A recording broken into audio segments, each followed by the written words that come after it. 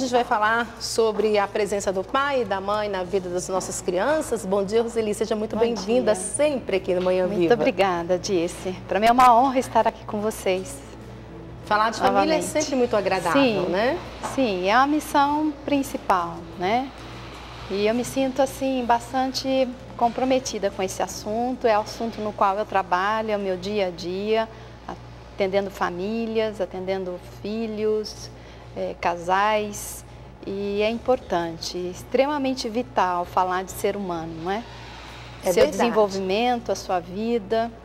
E esse tema é um tema assim extremamente atual, assim, precisamos mesmo analisar, refletir, porque existem muitos filhos se sentindo órfãos de pais vivos, uma orfandade emocional, afetiva, psíquica, se sentem sós e com isso manifesta-se vários sintomas, né? Sintomas às vezes psicossomáticos, sintomas através de comportamentos de rebeldia, de agressão, de tristeza, de angústia, de filhos, qualquer faixa etária, viu? Tanto jovenzinhos, crianças como adolescentes. Porque às vezes os pais pensam, né, que a criança precisa mais da presença deles, né, quando a criança é pequena. Mas depois ela começa a se virar sozinha e aí não precisa tanto mais da presença. Mas isso não é real, né? Não, a criança, o filho necessita sempre de estar estreitando o vínculo com os pais. E muitos dos sintomas dos filhos estão relacionados a como é a dinâmica deles em relação aos pais. Como os pais se relacionam entre si e qual é o relacionamento dentro da família, né? Porque os pais pensam que dando bens materiais irá suprir a necessidade afetiva e emocional da criança. Com isso, está passando duas mensagens. Primeiro, que o vínculo emocional e afetivo não é tão importante e que o importante, né, e para suprir é o dar algo material, né? Aí se coloca então o ter na frente do ser e há uma inversão grande de valor aí. Então a criança ela vai absorvendo no decorrer do desenvolvimento que o ter as coisas, possuir as coisas, está na frente do que a formação do próprio ser. E essa formação do próprio ser é quem vai abalizar, quem vai sustentar a personalidade, o caráter, né? O comportamento do ser humano, para ele poder se amadurecendo, né, dentro de uma funcionabilidade. Então, o que nós estamos analisando, diagnosticando, é que existe atualmente muitas famílias disfuncionais de pais, né, que de fato estão presentes, mas ao mesmo tempo em sua alma, no seu vínculo, no seu processo todo de afetividade, não estão sabendo lidar e passar essa afetividade, o amor, né, as emoções, os valores adequadamente para os filhos. E os filhos estão se ressentindo. Atendendo uma família há pouco tempo, um dos filhos, 3 filhos, né? E o menor de 10 anos chorava porque dizia: nós, os irmãos, né? Ele dizia: nós somos filhos órfãos de um pai vivo que não está presente. E chorava muito. Então, isso mobiliza, né? Mobiliza recursos emocionais, né? Mobiliza tristeza, mobiliza, às vezes, raiva, afastamento em relação da criança ao pai, né? E os pais precisam acordar para essa realidade, porque está certo o pai e a mãe querer dar o melhor para o filho, mas o que é dar o melhor para o filho? Uma vez atendendo uma família, essa criança, uma das crianças, se colocou de pé e disse assim: eu gostaria que todas as noites eu pudesse ficar em frente ao televisor para vocês poderem olhar para mim tanto quanto vocês olham para a televisão. Assunto sério, gente. Não dá para a gente generalizar porque os pais são ausentes. Por exemplo, uma das maiores causas está ligado a um transtorno mental de um dos pais, né? E que às vezes não é bem diagnosticado e leva a uma separação. Então, antes de chegar a uma separação, tem que tratar esse transtorno, né? No caso, estava falando daquela criança, o pai é portador de um transtorno mental grave, é um psicótico, tá certo? Mas é pai, mas ele não cria vínculo. Talvez seja o caso dessa mãe, né, que abandona o filho, que larga o filho. Pode ser que ela seja uma portadora de uma psicopatia séria. Não dá para a gente julgar e generalizar todos os casos, né? Cada caso é um único. Então, o que fazer com isso? Né? O que fazer? Que efeito causa, né, esse abandono, essa ausência, né, desse vínculo importante, que é primal, quer dizer, para o filho, a referência, o modelo, enfim, está nos pais, né? Os filhos estão sempre ligados nos pais. Mesmo no caso dessa moça, né, dessa jovem, dessa reportagem, a gente vê através das dinâmicas que nós aplicamos o quanto que o vínculo biológico é forte, né? E a recusa, muitas vezes, da mãe, né, de não buscar a filha, de não estar se importando com a vida da filha, esteja ligada a traumas também familiares na família de origem dela. Pode ser que ela também tenha passado, alguém da família dela tenha passado pela mesma situação de abandono, e isso se repete, disse, porque os traumas de família, hoje, a epigenética é prova de que os traumas são herdados, os traumas psicológicos são herdados através, né, de uma estrutura biológica, fisiológica. Então, a mãe ou pai que são ausentes ou se fazem ausente, não se fazem porque talvez queiram fazer, porque gostam, mas estão sob certas condições que às vezes os impede, né, de estar exercendo a paternidade, a maternidade com toda a sua força, né? Não dá para a gente generalizar. Cada caso tem que ser avaliado, né? E acompanhado de perto, não é? Exatamente. E olha só, a nossa conversa aqui está tendo repercussão lá do outro lado do mundo, lá no Japão, literalmente. A Luciane Fitical, ela está acompanhando, ligadinha no programa, direto do Japão. Ela trabalha em casa para cuidar dos 3 filhos dela. Tem o Fred de São Paulo, Fred Silva, disse que é fantástico o tema. Presença não é só física, mas moral e espiritual. Principalmente, aí ele diz, filhos imitam os pais em tudo.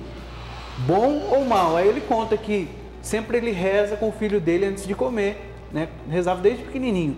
Hoje ele não precisa nem rezar, porque o próprio filho já começa a oração, já se habituou. Então, antes de comer, obrigado Papai do Céu por essa comidinha.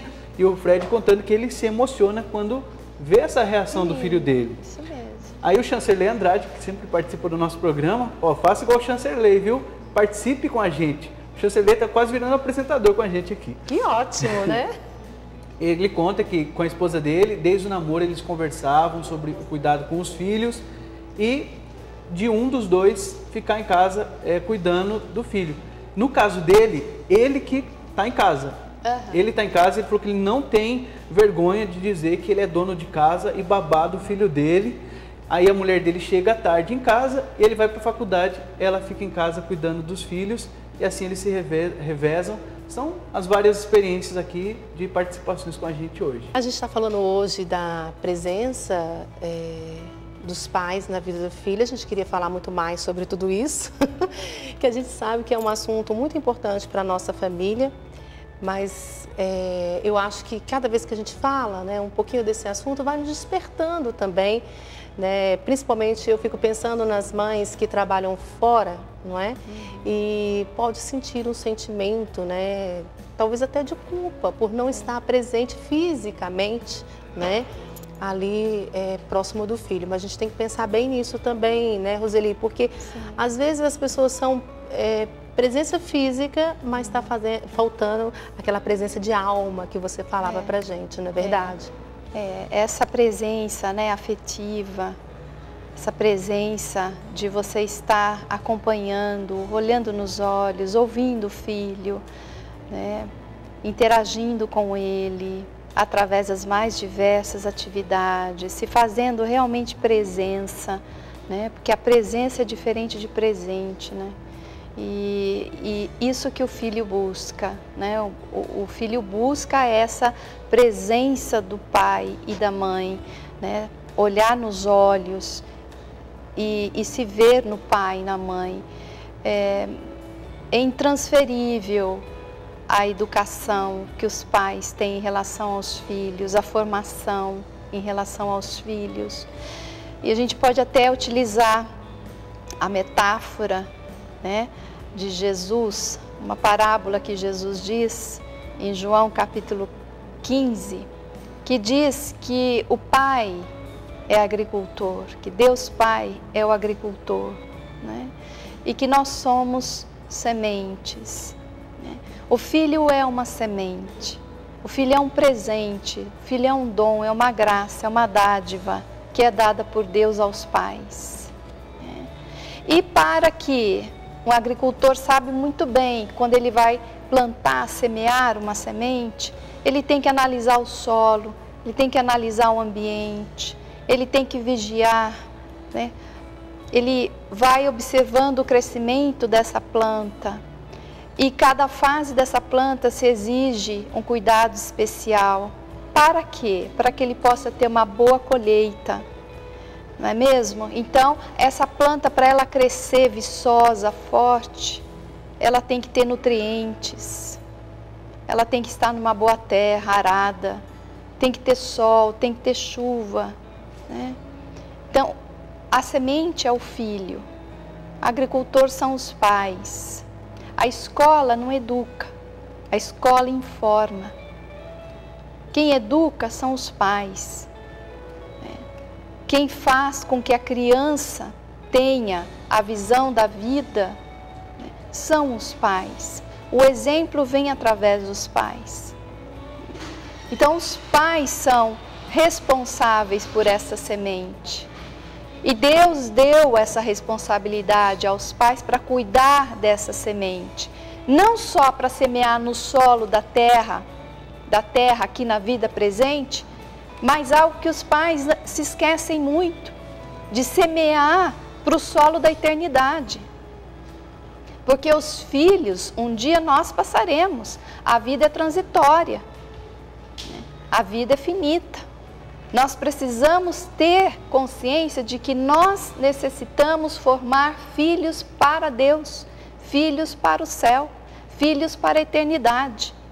E onde que nós iremos dar essa formação? De que forma? Colocando os valores de eternidade para esses filhos, de acordo com a palavra de Deus. Deus é o grande agricultor, nós somos as sementes. E os pais são agricultores de seus filhos. E seus filhos, para eles poderem crescer de uma forma adequada, saudável, com força na vida, de caráter, de uma personalidade bem estruturada, né? Querendo sim ser alguém na vida para deixar um legado, precisa-se de quê? De nutrientes, precisa-se de vigiar. Muitas vezes o agricultor tem que ir lá e jogar pesticida para que as pragas não vá lá danificar a planta. Os pais precisam vigiar seus filhos. Vigiar em relação à companhia, vigiar em relação aos meios de comunicação, de tecnologia, para que, se você quer ter um filho saudável, ajustado do ponto de vista psicológico, físico, espiritual, você precisa se preparar para ter nutrientes em todas essas áreas adequados para que você possa, então, ter uma boa colheita. Acho que, concluindo, né, nós todos podemos semear. A semente está aí, o solo está à disposição, mas o que nós vamos fazer com essa semente? Aí está a responsabilidade de todos nós, né? Quero agradecer demais a sua presença, vamos nos encontrar mais vezes. Eu sei que o tempo aqui é rapidinho, mas eu tenho certeza também que através de tudo isso, né, Rodrigo, é Deus falando também a nós, né? A nós que somos casais, a mim que para mim que já tem minhas 2 filhas, para você, né, sim, que está se preparando. Filhos, olha, também essa semente que a Simone Helena de Sorocaba também está lançando. Como ela conta aqui, ela foi criada pelos avós, conheceu o pai dela somente com 28 anos, aí criou um segundo trauma porque ela não teve a atenção, participa de grupo de oração, foi trabalhando, buscando cura para esses traumas. Hoje ela busca suprir, né, esse trauma que ela sofreu, cuidando dos filhos dela. Ela disse que optou por uma vida mais modesta, ela fica em casa, é uma ótima mãe, para poder ser presença na vida da filha dela de 3 anos, e assim eles optaram por ter uma vida mais modesta e mais feliz. Tá certo, obrigada, Roseli. Até o nosso próximo encontro, se Deus quiser, viu? Deus te abençoe. Obrigada. Amém.